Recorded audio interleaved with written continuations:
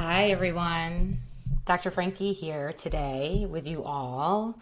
And it's Thursday, and I'm happy to be here with you. It's a pretty dark, gloomy day, and I don't do great with gloomy days. I love sun, so I decided, since it's so gloomy, it's the second day of gloominess, that I would wear something colorful to bring some light and sun into my day.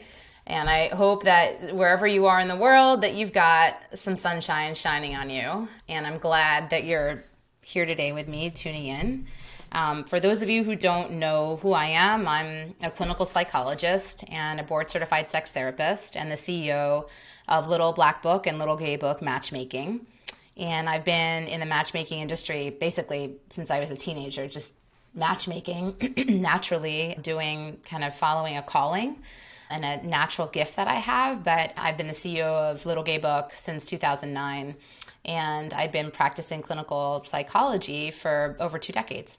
So here I am, just wanting to share some really helpful information. I often take questions that folks submit to me via email, or they post it online in social media, and they ask me really important questions. And if they have those questions, I'm sure that there are other people that are wondering about the same questions, and I'm here to try to answer as best as possible to those questions and speak to them and help you better understand yourselves, understand others, understand relationships in order to live healthier, happier, fuller lives. So hopefully today's topic will be helpful to some of you, all of you. And if you are liking what you hear from me, please make sure to subscribe.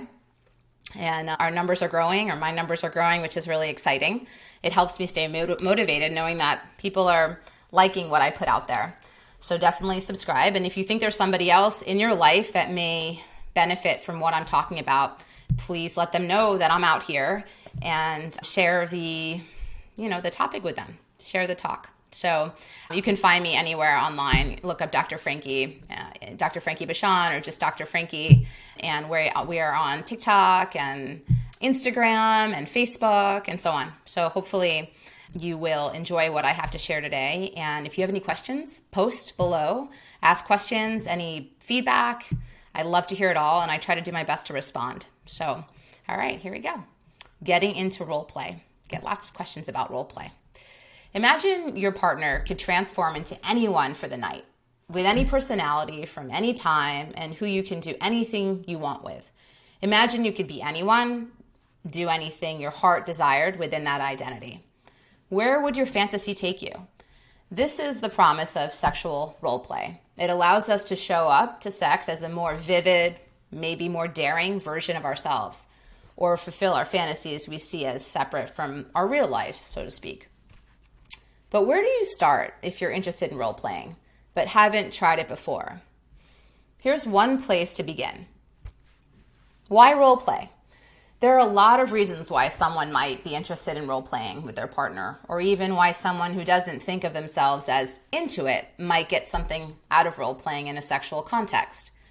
First, and not to be discounted, playing pretend is really, really fun, right? Trying new things, finding a spirit of play, and engaging in mediated vulnerability are all things that make relationships stronger. And role play delivers on all of them. One thing often cited by couples who feel a need to spice things up is the desire to bring some novelty back to their relationship.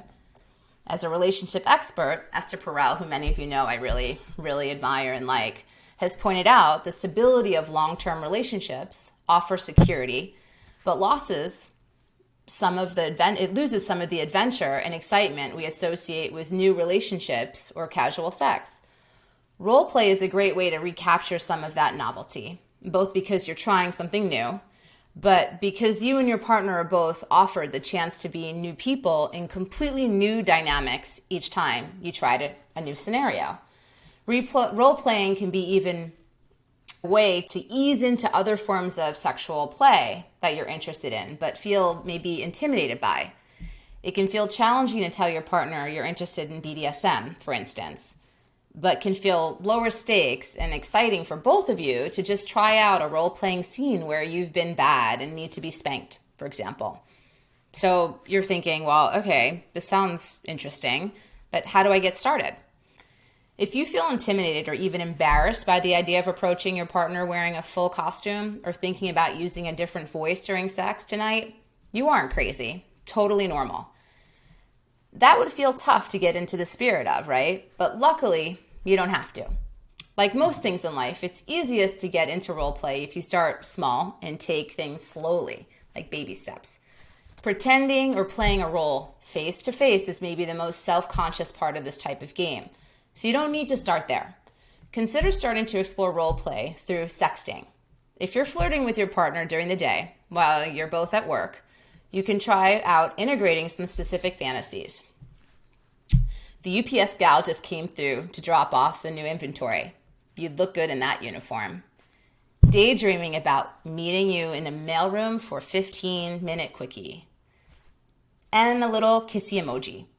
Similarly, once you feel comfortable sexting some potential roleplay fantasies, you don't need to move things to the bedroom all in one fell swoop. Try integrating some light fantasizing or suggestions into your dirty talk. If you like feeling delicate or fragile in the hands of a big, strong, dominant person, you can play with building on that sex during sex without committing to a full roleplay scenario. I love when you toss me around the bed like that. It makes me feel like a helpless maiden being rescued. If you do want to try a full-on planned roleplay scene, it can be easier to start with something that's really just a light riff on your real-life relationship. Favorite scenario for many couples can be pretending to be themselves, but strangers. Planning a date to meet for the first time at a bar or a party, and then leave together for a faux one-night stand. Even just getting a hotel room for the night can provide the circumstances to make an encounter feel new and really exciting, and let you both begin to experiment with a new identity for the night if you feel like it. But you may be feeling worried that maybe you'll feel silly. It's completely normal to feel a little vulnerable when doing anything new in bed. And roleplay can feel like both exposing our most personal fantasies to our partner and trying to do improv at the same time. But a solid foundation of communication and building a bedrock of emotional safety with your partner can make these vulnerabilities feel so much less risky. You don't need to choreograph every role-play scenario you could possibly want to explore. If anything, feeling like you're reading lines from a script might make the scene more difficult. But understanding why you and your partner are both into what you're into and why these particular scenes are something you're into can make everything much more intuitive. Many people role-play scenarios like cops, student-teacher, maid-boss are based around power dynamics. Is that something that appeals to you? Is there a particular way you want to feel during sex that role plays could help you access? Getting to the why can help you feel less like you're stumbling around making guesses. And most importantly, remember this is something you're trying together as a way to better connect with each other. You aren't performing for a judgmental crowd. You're playing a game with your partner who already finds you lovable and attractive and who is willing to take the same risks of vulnerability you are. You don't need to worry about doing something wrong. You can focus on having fun and having really great sex.